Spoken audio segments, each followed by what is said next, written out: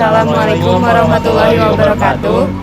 Perkenalkan, nama saya Muhammad Daryl Ferdian dengan NPM 203507054. Nama saya Fadia Nur Azhara dengan NPM 203507116.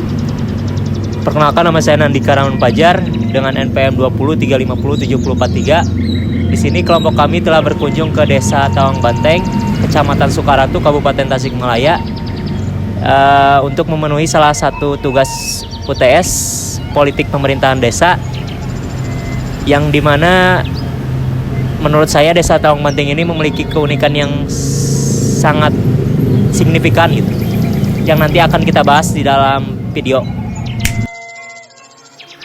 Desa Tawang Banteng merupakan salah satu desa maju yang lokasinya dekat dengan kota Tasikmalaya. Jaraknya hanya sekitar 45 sampai 1 jam saja dari pusat kota Tasikmalaya. Kondisi Desa Banteng ini cukup ramai dikarenakan memiliki pusat perbelanjaan tersendiri, yakni Pasar Tawang Banteng yang menjadi solusi untuk warganya dan juga menjadi pusat perekonomian di desa tersebut. Langsung saja kami akan mewawancarai kepala desa dari Tawang Banteng. Assalamualaikum warahmatullahi wabarakatuh. Nama saya Nandang Abdul Aziz. Saya Kepala Desa Tawang Banteng, Kecamatan Sukaratu, Kabupaten Tasikmalaya.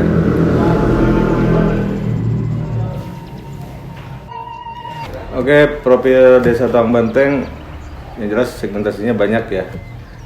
Kalau jumlah penduduk di kita itu adalah 6.365 penduduk. Yang berikutnya jumlah kakak itu ada 2.049 kakak. Batas wilayah utara kita ini dengan Desa Gunung Sari, batas wilayah selatan yaitu dengan Desa Racapaku, Kecamatan Padakembang.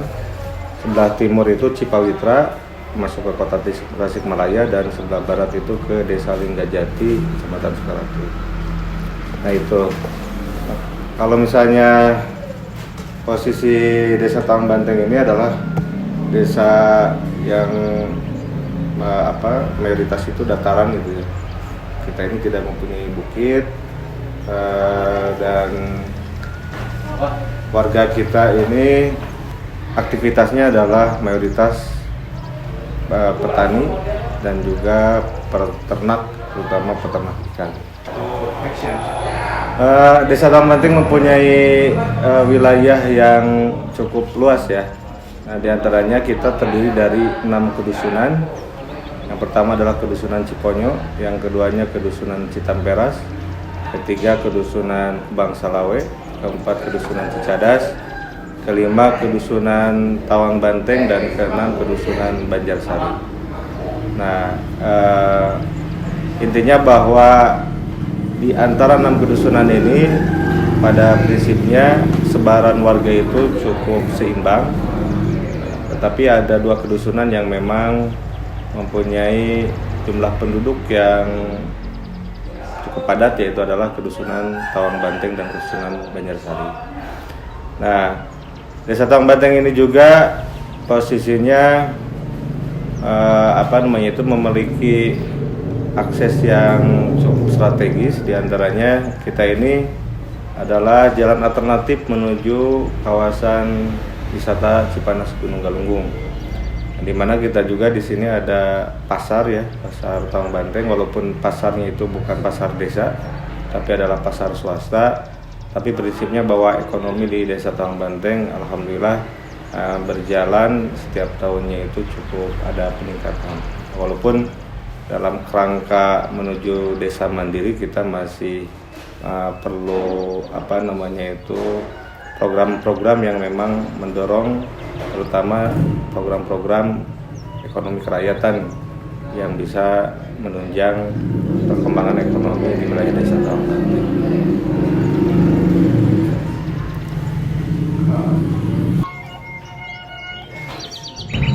Oke, dana desa kita ini diberikan dari APBN ya, melalui Kementerian Desa. Ini sektornya ada Kementerian Desa, Menteri Dalam Negeri, dan juga Menteri Keuangan. Itu kita mendapatkan anggaran dana desa itu sebesar 1.034 miliar rupiah. Nah, Adapun soal pemerataan pembangunan melalui dana desa di era pandemi ini cukup luar biasa dalam tanda kutip ya, mengganggu konsentrasi segala program yang sudah disusun dari mulai Musdus, Musdes, Musrembangdes dan juga konsensus yang sudah dibangun di lokal pemerintah desa atau masyarakat desa Tawang Banteng. Nah, diantaranya bahwa selama pandemi kebetulan saya ini dilantik itu akhir 2019, jadi ini adalah era pertama kepala desa era corona ya, era COVID. Nah, diantaranya bahwa dari 1.074.000.000 ini kita cukup sulit juga merealisasikan aspirasi masyarakat yang sudah disusun atau dirumuskan dari mulai Musdus dan juga Musrembang. Nah, diantaranya konsentrasi untuk alokasi dari dana desa ini sudah diatur oleh pemerintah pusat melalui peraturan-peraturan yang dikeluarkan oleh Presiden, misalnya diantaranya adalah adanya Perpres nomor 104 tahun 2021 dan juga adanya peraturan-peraturan yang khusus yang mengatur dana desa di era pandemi, yaitu ada komposisi-komposisi yang harus dijalankan oleh pemerintah desa di seluruh Indonesia. Nah, diantaranya adalah 40% itu sudah wajib untuk alokasi BLT dana desa, bantuan langsung tunai untuk warga sekitar yang betul-betul membutuhkan gitu ya, kena dampak pandemi. Jadi kurang lebih 400 juta itu sudah dalam tanda kutip ya, sudah hilang gitu, tidak bisa diserap untuk pembangunan. Nah, yang keduanya adalah 8% itu untuk penanggulangan pandemi COVID, dari mulai penyemprotan disinfektan dan juga PPKM dan lain sebagainya. Nah, yang berikutnya ada juga yang diatur adalah mengenai prioritas ketahanan pangan dan juga padat karya tunai desa PKTD.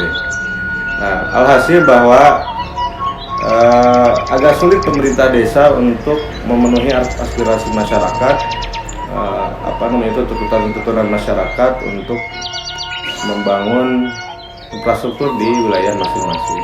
Di antaranya ada beberapa wilayah kita ini yang cukup rawan untuk terjadinya banjir. Nah, kita tidak bisa mengalokasikan karena dana desa ini diprioritaskan untuk menanggulangi pandemi. Nah, tahun ini saja kita hanya bisa membangun jalan usaha tani di wilayah Kedusunan Ciponyo. Letaknya itu adalah di Kampung Bedor, Kedusunan Ciponyo, Desa Tawang Banteng. Nah, alhasil di Desa Tawang Banteng ini status kita ini adalah desa maju. Nah, terus di Desa Tawang Banteng ini terdiri dari 6 kedusunan, 33 RT, 10 KRW-an. Nah, alhasil bahwa setiap KRT-an dan juga setiap KRW-an ataupun kedusunan masyarakat ini memiliki aspirasi-aspirasi yang selayaknya harus dipenuhi oleh pemerintah Desa Tawang Banteng. Namun dikarenakan di tengah pandemi, akhirnya kita agak sulit melakukan pemerataan pembangunan yang sifatnya infrastruktur. Nah, tetapi di samping itu kita juga ada kewenangan yang diberikan oleh pemerintah pusat, itu ada ketahanan pangan. Nah, di antaranya adalah untuk membangun ekonomi masyarakat. Kita coba maksimalkan untuk ketahanan pangan, yaitu adalah membangkitkan ekonomi di wilayah-wilayah melalui kelompok-kelompok tani. Nah, kebetulan tahun ini kita menganggarkan untuk dasawisma ya. Ketahanan pangannya itu adalah berbasis program yang dikolaborasikan dengan PKK, yaitu melalui program dasawismanya. Nah, di antaranya adalah bagaimana tumbuhnya ekonomi atau bangkitnya ekonomi dari keluarga-keluarga. Satu dasawisma itu terdiri dari 30 sampai 40 keluarga. Nah, yang akhirnya kita berikan pelatihan karena kita punya pasar gitu ya, market kita ini adalah pasar Tawang Banteng. Nah, sehingga di minggu depan ini akan ada pelatihan dari mulai misalnya membuat brownies misalnya, terus juga telur asin dan juga kemplang dan lain-lain sebagainya. Sehingga melalui pelatihan dasawisma ini, melalui tata boga ini, mudah-mudahan masyarakat ada inovasi sehingga bisa membangkitkan ekonomi kerakyatan, ekonomi di Desa Tawang Banteng melalui keluarga-keluarga yang kita latih melalui program ketahanan pangan atau pelatihan tata boga di dasawisma. Ya, seperti itu. Oke, semua pemimpin itu pasti memiliki grand dream atau big dream ya, mimpi yang besar. Itu adalah bagaimana mewujudkan visi misinya secara baik dan mendorong daerah tersebut semakin maju dan juga warganya semakin sejahtera. Ketika saya belum jadi kepala desa, bahwa tantangan yang dihadapi ini adalah dari heterogennya masyarakat yang ada di kita, dari multi interpretasi yang dimiliki oleh warga terhadap pandangan-pandangan politik dan juga pandangan-pandangan ekonomi politik yang ada di daerah. Itu cukup luar biasa tantangannya. Nah, diantaranya bahwa pasca Pilkades kita melakukan rekonsiliasi yang kontinuitas, sehingga hubungan batin pasca Pilkades dengan beberapa stakeholder yang lain kita tidak ada gesekan apapun. Nah, yang berikutnya adalah semenjak saya jadi kepala desa, saya coba turun ke bawah untuk bagaimana kita mendengarkan langsung aspirasi dari masyarakat. Nah, diantaranya di Desa Tawang Banteng ini mungkin bisa dikatakan selama setiap harinya itu 24 jam itu hidup, dikarenakan di Desa Tawang Banteng itu setiap malam itu ada yang piket. Nah, dari mulai RT, RW, kepala dusun atau kepala wilayah, Karang Taruna, dan juga anggota Satlinmas. Jadi tujuannya bahwa barangkali misalnya ada saudara, ada tetangga, ada warga Desa Tawang Banteng yang sakit, misalnya harus mendadak dibawa ke puskesmas atau ke rumah sakit, ada yang meninggal, ada hal-hal yang harus dilayani oleh pemerintah Desa Tawang Banteng, maka kita siap. Sehingga kita punya moto atau punya iya adalah Desa Tawang Banteng bisa, Desa Tawang Banteng juara. Nah, di antaranya bahwa bukan pemerintah Desa Tawang Banteng yang juara gitu ya, tapi bagaimana partisipasi masyarakat yang luar biasa. Nah, di antaranya rekan-rekan Karang Taruna pun itu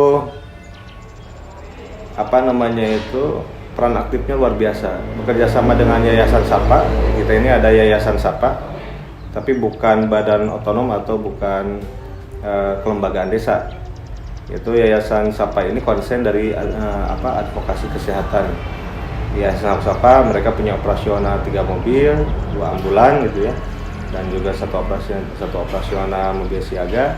Yang akhirnya Yayasan Sapa ini itu mayoritas anak-anak muda yang juga aktif di Karang Taruna, sehingga antara program Yayasan Sapa dengan Karang Taruna itu dikolaborasikan. Nah, sehingga kita bisa mengikis jarak antara pemerintah gitu, dalam tanda kutip pejabat yang ada di wilayah dengan warganya. Nah, karena kalau misalnya hal tersebut tidak bisa diwujudkan, maka harapan-harapan tentang kemajuan daerah, tentang bagaimana mempunyai kearifan lokal yang tinggi, baik dari aspek politik, sosial, budaya, dan juga aspek-aspek yang lain, maka menurut saya itu akan menjadi hanya menjadi harapan semu saja. Nah, alhasil harapan saya dan juga pandangan dan harapan saya bahwa saya memandang Desa Tawang Banteng warganya itu partisipasinya luar biasa, dan kita meyakini bahwa kita tiap tahun itu selalu melaksanakan studi banding. Dulu 2020 kita studi banding ke Kuningan, ke Cirebon sama Kuningan. Itu di sana itu ada desa namanya Desa Manis Kidul yang mempunyai PADS-nya itu luar biasa, hampir 2 miliar lebih. Kita juga tahun 2021 ke Yogyakarta. Nah, tahun 2022 ada kegiatan yang cukup padat gitu ya. Nah, di antaranya kita melaksanakan kegiatan pelatihan anggota Satlinmas 2 hari di Godok di wilayah, dan juga long march ya, dari mulai kantor Desa Tawang Banteng ke kawasan wisata Bukit Nangri Cipanas Galunggung. Nah, insya Allah kita di 2023 akan ada program, yaitu adalah PKM.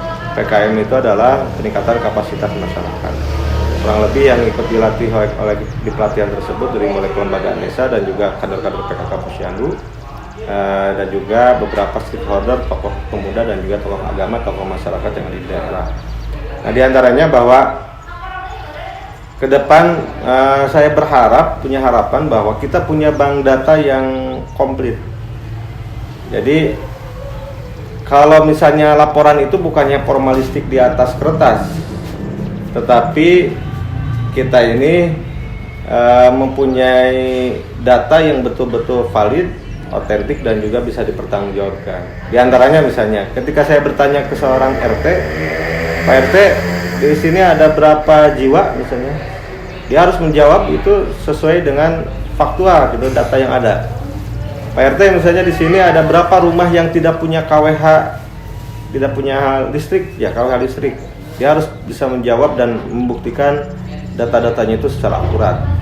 Pak RT yang stunting di wilayah tersebut, anak-anak yatim piatu yang ada di wilayah KRT-an Pak RT, terus juga irigasi yang belum dibangun, jalan misalnya setapak yang belum dibangun. Semua RT RW itu dia harus punya tanggung jawab penuh terhadap dirinya, terhadap warga yang dipimpinnya. Sehingga nanti kalau ada teman-teman misalnya baik dari media, dari teman-teman mahasiswa, ataupun dari teman-teman ormas LSM, ataupun ketika ada teman-teman di pemerintah kabupaten, juga provinsi dan juga pusat membutuhkan data, maka data itu kita akan serahkan sedetail mungkin, sevalid mungkin.